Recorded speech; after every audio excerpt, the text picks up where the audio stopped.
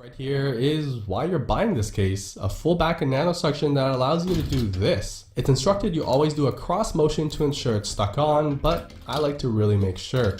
Once it's on, be sure to always do a wiggle test to make sure, but when it's on, it's really on.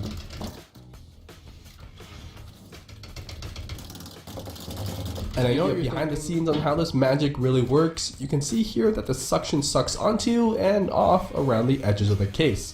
Of course, the more suction, the better. Generally, it'll fit onto anything with a smooth, flat surface perfectly. It also works in the kitchen to make chores a little more exciting. Finally, if you can't afford a real iPhone dock, now you don't have to.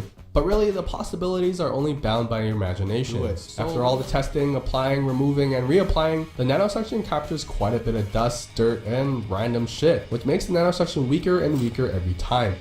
But a little bit of water, a little bit of time, and voila, it's actually quite easy and it all falls right off.